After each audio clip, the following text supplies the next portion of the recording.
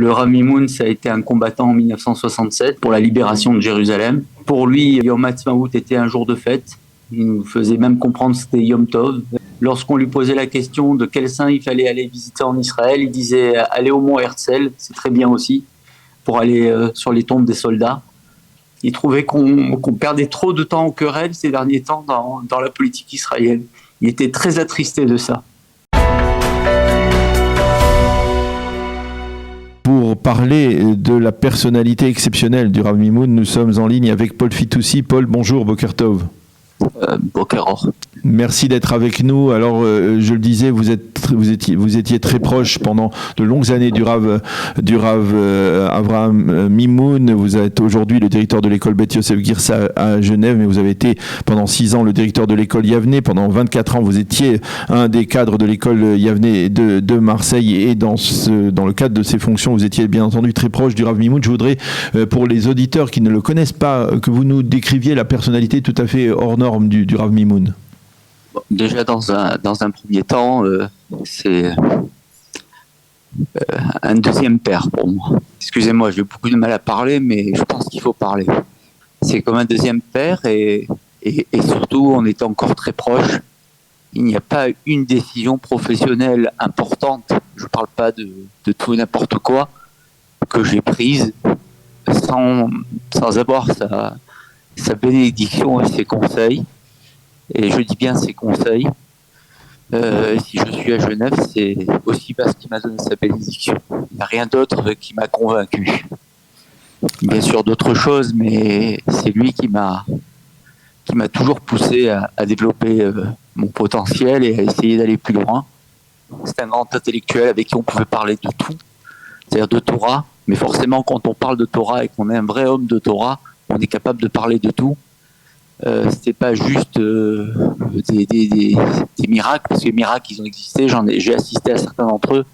C'est grâce à lui aussi que j'ai rencontré le Rav Stenzhals, que j'ai rencontré le Rav Mordechai Eliyahu, que j'ai rencontré le Rav Ovadia Yosef, que j'ai rencontré Elie Wiesel, que j'ai pu être avec Bernard-Henri Lévy. Vraiment, c'est quelqu'un qui... Et plein d'autres encore, je pourrais en citer plein d'autres. Voilà, c'est pas juste... quelqu'un qui se balade avec une amulette dans la rue. Et c'est pas juste ça. C'est une grande personne. On pouvait parler de tous les sujets. Et quand je dis tous les sujets, c'était vraiment tous les sujets avec un éclairage sur la vie, la vraie vie. Et il n'avait pas le jugement sur l'autre. Et ça, c'était exceptionnel et c'est exceptionnel. Le plus dur commence pour nous parce que le plus dur, c'est de continuer à transmettre son message sans le déformer. On comprend bien qu'il s'agit d'une personnalité tout à fait particulière dans la communauté. Elle s'est distinguée par sa gentillesse, par sa proximité avec tout le monde. C'est ce que l'on voit lorsque l'on voit des films du Rav Mimoun, par sa sagesse aussi, et c'est à la fois sagesse, ouverture, disponibilité envers tout le monde. C'est bien résumé d'une certaine manière. Oui, mais c'est plus que ça. Excusez-moi, c'est très difficile de décrire parce que comment dire, c'est vrai, la disponibilité, n'en parlons pas. Moi, je pense aujourd'hui à ces enfants qui quelque part, l'ont donné à la communauté juive. Et je dis bien la communauté juive de France et même d'Europe. Moi, j'ai vu des tas de personnes, la discrétion veut que je n'en parle pas, des personnalités que vous ne pouvez même pas imaginer, qui sont venues le voir et le consulter. Le consulter, le mot est d'ailleurs n'est pas bon, en tous les cas, lui demander son avis. Les non-juifs lui demandaient son avis aussi. C'est ça le Rav Mimoun. C'est une ouverture, pas une assimilation, une ouverture. C'est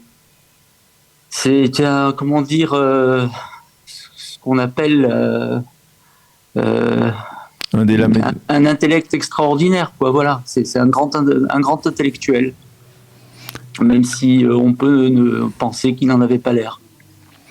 Et quelle était son approche par rapport à Israël, par rapport à l'État d'Israël en général, par rapport à la Aliyah en particulier?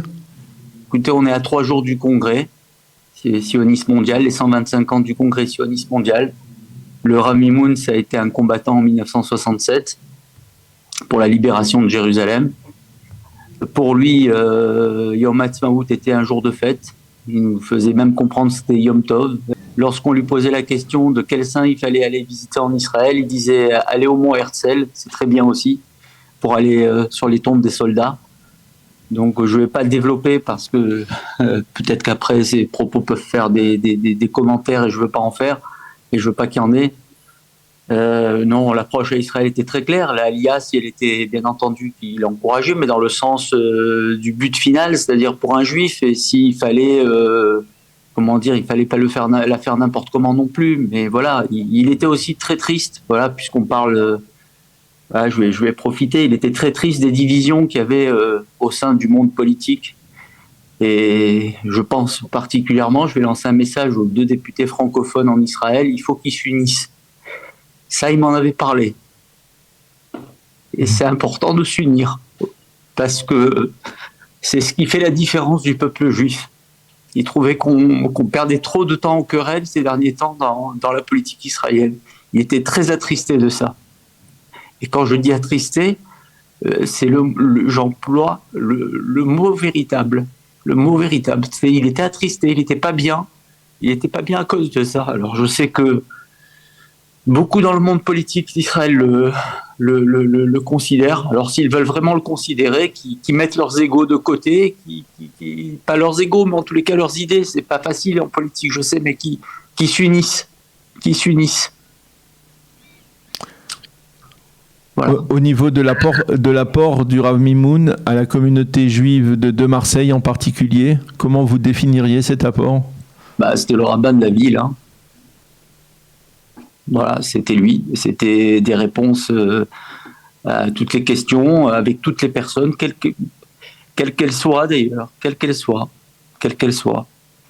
Il n'avait pas de, comment dire, il sélectionnait pas, quoi. Je veux dire, il pouvait y avoir des gens pratiquants, moins pratiquants.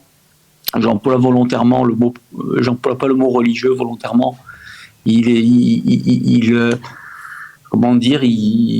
N'importe qui pouvait venir le voir, avec une kippa, sans kippa, avec une boucle d'oreille, sans boucle d'oreille. J'ai tout vu autour de lui, j'ai tout vu. Et c'était une force extraordinaire parce que personnellement, même moi, je n'ai pas cette tolérance vis-à-vis de l'autre. Pas cette tolérance, excusez-moi. Ce respect vis-à-vis de l'autre. Parce que le terme tolérance est condescendant. Même moi, je n'ai pas ce respect aussi puissant vis-à-vis de l'autre. Il savait accepter vraiment tout le monde, même celui que je pouvais trouver antipathique. Il trouvait ce qu'il y avait de bon chez lui. Et d'ailleurs, sa force, ça a été de donner à chacun ce qu'il pouvait développer, le potentiel qu'il pouvait développer. Je ne veux pas parler de moi, mais je n'aurais jamais écrit des livres, je me serais peut-être jamais marié, fondé un foyer aussitôt, ou même fait directeur d'école. Je me serais pas engagé dans l'éducation s'il ne m'avait pas dit de le faire. Moi, je voulais faire avocat. C'est lui qui m'a dit d'aller dans l'éducation. Ça, c'était le Rav Mimoun. Et pour revenir à Israël, il avait à un moment, si je me souviens bien, envisagé de faire son aliyah. Il avait envisagé de vivre en Israël. Oui. D'abord, il y avait déjà vécu. Oui. Et oui, il avait envisagé de le faire. Après, je ne veux pas rentrer dans des détails de sa vie personnelle, même si je suis, pour moi, je le considère comme un père. Je pense que c'est à ses enfants aussi de parler de tout ça. C'est quand ils le pourront, quand ils le pourront, quoi, ou d'autres personnes. Mais il est clair, son message vis-à-vis d'Israël est très clair. Il n'y a pas de doute chez lui. Voilà, si la question c'est est-ce qu'on faisait Yom Ha'atzmaut, oui, on faisait Yom Ha'atzmaut. Est-ce que Israël était important? C'était essentiel pour lui. Un de ses enseignements, il m'avait dit à propos de Yom Ha'atzmaut, il m'a dit pour Pessah, où on est revenu sur notre terre après 2000 ans d'exil, on fait 7 jours après 410 ans d'exil, on fait 7 jours de fête. Et il disait pour 1948, on est revenu sur notre terre après plus de 2000 ans, donc un jour de fête, c'est pas grand-chose. Voilà, le message est très clair là-dessus, il n'y a jamais eu d'ambiguïté. D'ailleurs, il m'avait préfacé un livre que j'avais écrit à ce propos sans aucune ambiguïté. Voilà. Eh bien, Paul Fitoussi, merci beaucoup d'avoir accepté de témoigner à chaud et je comprends bien et on le sent dans votre voix, on sent cette émotion dans votre voix que ce n'est pas facile de témoigner quelques heures après l'annonce de la disparition subite du Rav Avraham Mimoun, Zichrono Livracha. Ce n'est pas facile de parler de lui. On aura, je le pense, sur les ondes de studio de Radio Kalita dans les prochains jours l'occasion de reparler, de revenir sur cette personnalité donc hors norme de la communauté juive de Marseille qui s'est éteinte donc subitement hier à l'âge de 81 ans. Merci encore Paul d'avoir accepté de témoigner ce matin et Bessorot Tovot. Merci, j'ai fait de mon mieux, je m'excuse si j'ai pas été très clair, mais vraiment je suis très empreint d'émotion. On vous comprend et je le répète, nous avons sollicité plusieurs personnes et beaucoup de gens nous ont dit nous sommes sous le choc, nous ne pouvons pas parler à l'heure actuelle du Rav Mimoun. C'est donc dire si la personnalité du Rav Mimoun a marqué, on va dire donc tant de personnes. Merci beaucoup encore Paul d'avoir accepté de surmonter cette douleur pour nous parler, pour nous faire mieux comprendre qui était le Rav Avraham Mimoun. Shalom, shalom. Shalom.